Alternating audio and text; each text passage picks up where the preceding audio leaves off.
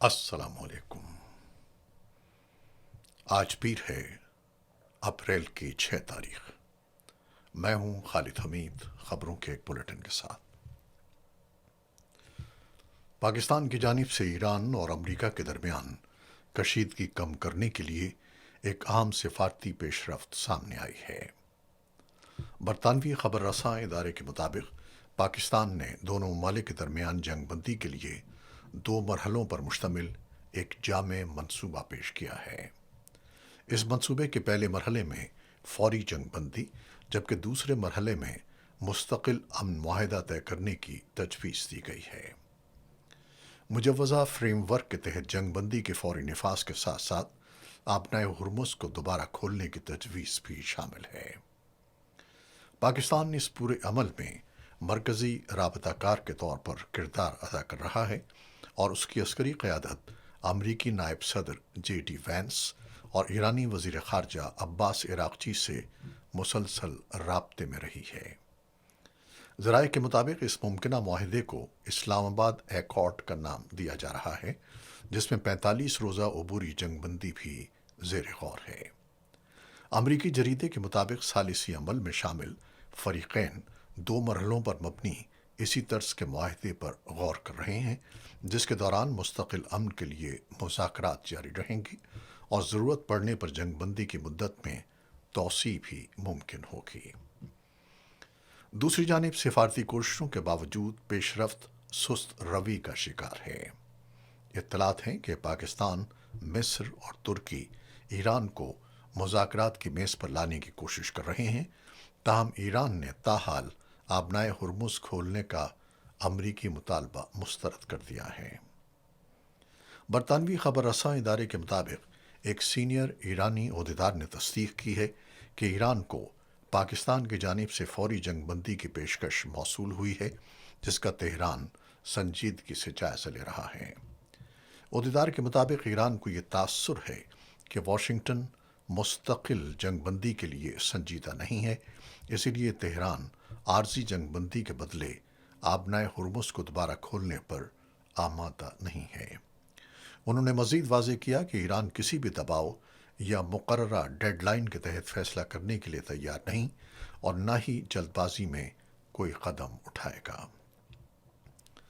ایرانی وزارت خارجہ کے ترجمان اسماعیل بقائی نے کہا ہے کہ ایران نے جنگ بندی سے متعلق موصول ہونے والی تجاویز پر اپنا رد عمل تیار کر لیا ہے، جس کی تفصیلات مناسب وقت پر جاری کی جائیں گی۔ انہوں نے بتایا کہ ایران نے اپنے قومی مفادات کو مد نظر رکھتے ہوئے اپنے مطالبات ثالثی ذرائع کے ذریعے متعلقہ فریقین تک پہنچا دیے ہیں۔ ترجمان کے مطابق ایران اپنے جائز مطالبات واضح طور پر پیش کرنے میں کوئی ہچکچاہٹ محسوس نہیں کرتا اور اسے کسی قسم کی کمزوری یا سمجھوتے کی علامت نہیں سمجھا جانا چاہیے۔ اسماعیل بقائی نے زور دیا کہ مذاکرات کا عمل دھمکیوں، الٹیمیٹم اور جنگی جرائم جیسے اقدامات کے ساتھ نہیں چل سکتا۔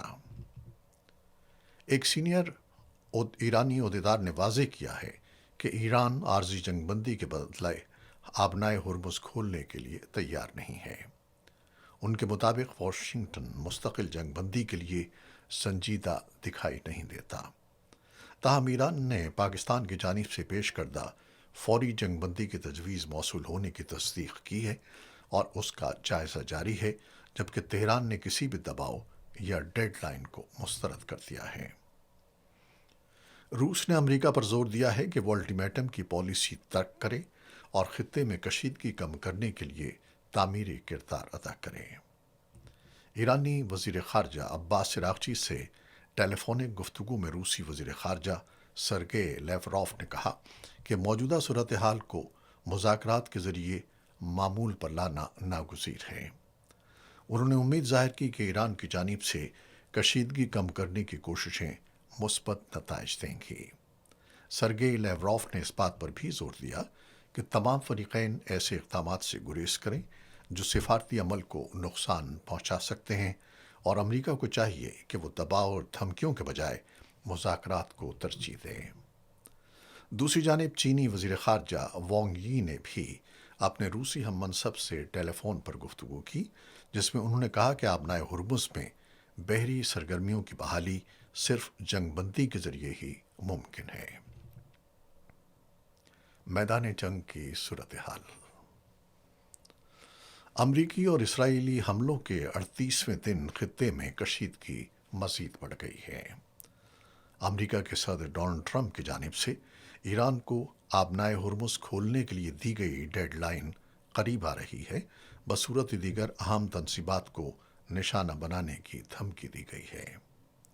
ایران نے ممکنہ جوابی کارروائی کا عندیہ دیا ہے، جبکہ خلیجی ممالک اور اسرائیل نے ڈرون حملوں کو ناکام بنانے کی اطلاعات دی ہیں۔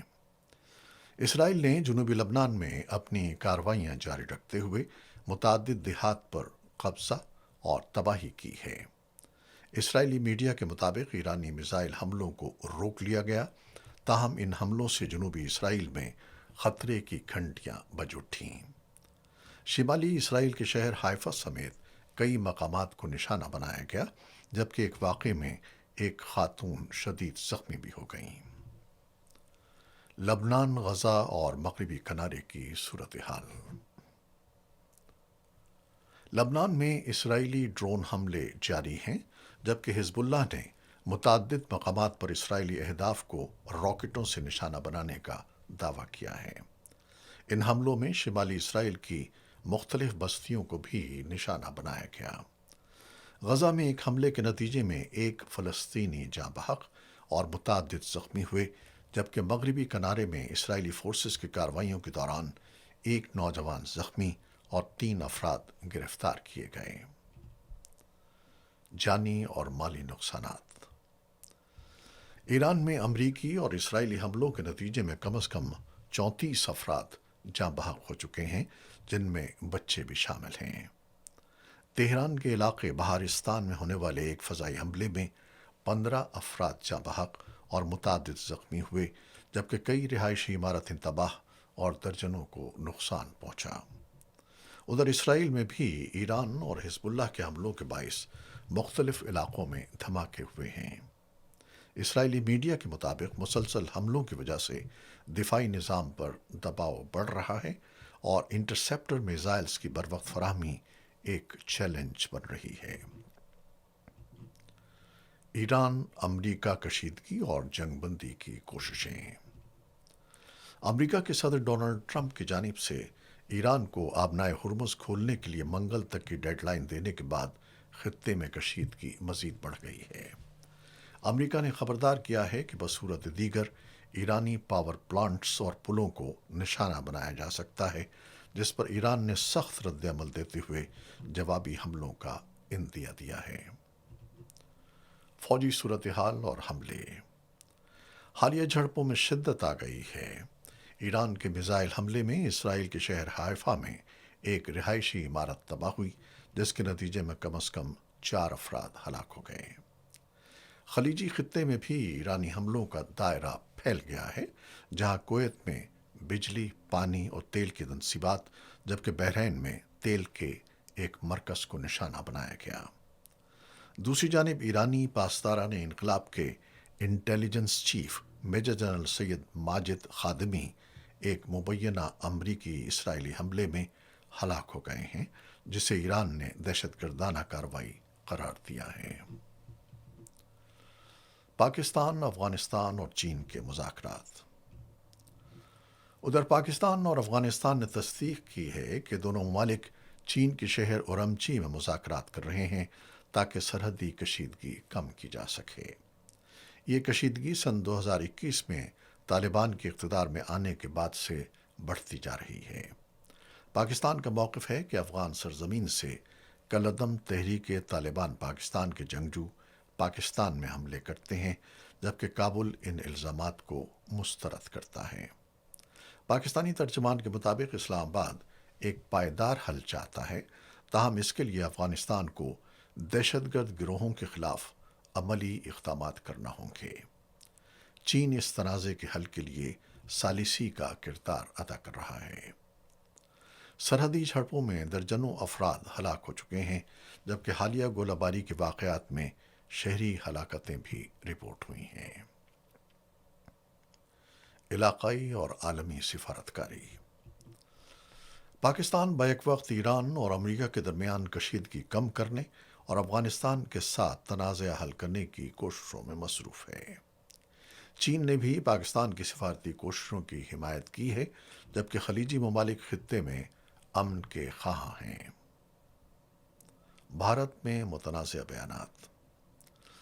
بھارتی ریاست اتر پردیش کے وزیر اعلیٰ یوگی آدتیہ ناتھ نے ایک بار پھر مسلمانوں کے خلاف سخت بیانات دیے ہیں۔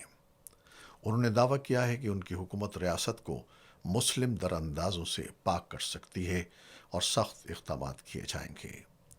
ان بیانات کو ناقدین نے اشتعال انگیزی قرار دیا ہے۔ اور اب کھیلوں کی خبریں۔ Pakistan super league P S L میں راولپنڈی پنڈیز کو بڑا دھچکا لگا ہے، جہاں فاسٹ بالر نسیم شاہ انجری کے باعث غیر معینہ مدت کے لیے ٹورنامنٹ سے باہر ہو گئے ہیں۔ ٹیم انتظامیہ کے مطابق وہ سائیڈ انجری کا شکار ہوئے اور ان کی بحالی کا عمل جاری ہے۔ ایک میچ میں ملتان سلطان نے کوئٹہ گلیڈیٹرز کو 6 وکٹوں سے شکست دے دی۔ ملتان نے 167 رن کا ہدف 18ویں اوور میں حاصل کر لیا، جس میں اسٹیو اسمتھ اور شان مسعود کی نمایاں کارکردگی شامل تھی۔ پی ایس ایل 11 میں منگل کو آرام کا دن ہے، جبکہ اگلا میچ 8 اپریل کو نیشنل اسٹیڈیم کراچی میں حیدرآباد کنگز مین اور پشاور زلمی کے درمیان کھیلا جائے گا۔ ٹورنامنٹ کا فائنل 3 مئی کو قذافی اسٹیڈیم لاہور میں ہوگا۔ یہ تھیں وہ خبریں جو یوٹیوب چینل پر ہم نے آپ کے لیے پیش کی ہیں۔ آپ ہمارے چینل کو دیکھتے ہیں، شیئر کرتے ہیں اور پسند کرتے ہیں، اور اپنے کمنٹس میں اپنی محبتوں کا اظہار کرتے ہیں، جس کے لیے ہم آپ کے بےحد ممنون ہیں۔ اپنی ان کاوشوں، ان محبتوں کو جاری رکھیے گا۔ خالد حمید کو اب اجازت دیجیے گا۔ اللہ حافظ۔